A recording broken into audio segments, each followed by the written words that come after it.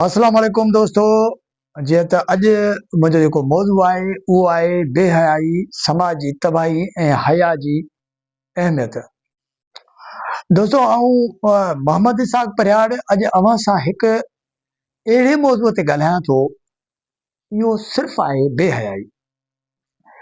अदा साईं, बेहयाई का मामूली ॻाल्हि न आहे, इहा समाज खे आहिस्ते आहिस्ते खाई वेंदी आहे। जॾहिं नौजवान में शर्म, हया ऐं इज़त विञाइजी वञे थी त पोइ घरनि जो सुख चैन ख़तम थी वञे थो, वॾनि जो अदब घटिजी वञे थो ऐं समाज बिगाड़ तरफ़ वधे थो। दीन जो बि मौक़िफ़ आहे क़ुरान पाक में। अलाह पाक इरशाद फरमाए थो त बेहयाई जे वेझो बि न वञो, इहे बुछड़ा ऐं ख़राब रस्ता ऐं कम आहिनि। असांजो नबी पाक सल्लल्लाहु अलैहि वसल्लम बि हमेशा हया खे ईमान जो हिस्सो ॿुधाईंदो हो। मतिलबु आहे त जंहिं वटि हया नाहे उन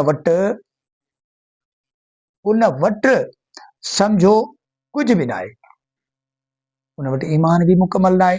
करे बेहयाई छोकिरी ऐं छोकिरा ॿिन्ही खे ग़लति रस्तनि ते लॻाए छॾींदी आहे।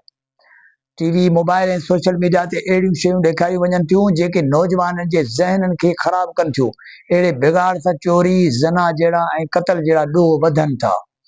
असां सभिनी जी ज़िमेवारी आहे त बेहयाई खे न रुॻो पंहिंजे घरनि मां ख़तमु करियूं, पर समाज में अहिड़नि माण्हुनि खे रोकियूं जेके उन्हनि खे वधाए रहिया आहिनि।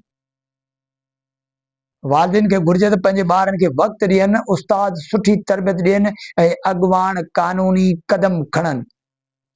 अदा साईं, बेहयाई हिकु उहा ज़ीनत आहे जेका मुसलमाननि खे ॿियनि खे मुमताज़ करे थी। जेकॾहिं असां नौजवाननि खे तइलीम, मुस्बत रहनुमाई ऐं सुठो माहौल ॾियूं त आउं सम्झां थो बेहयाई पाण ई ख़तमु थी वेंदी।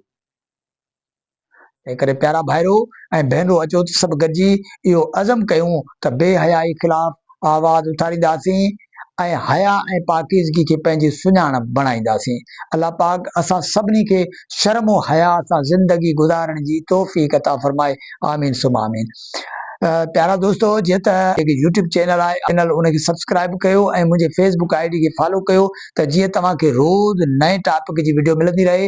तेसि ताईं ॾींदो मोहम्मद इसाक परियाड़ खे ऐं कैमरामैन ज़ोएब अली परियाड़ खे इजाज़त। अल्लाह निगहबान, पाकिस्तान ज़िंदाबाद। Thank U.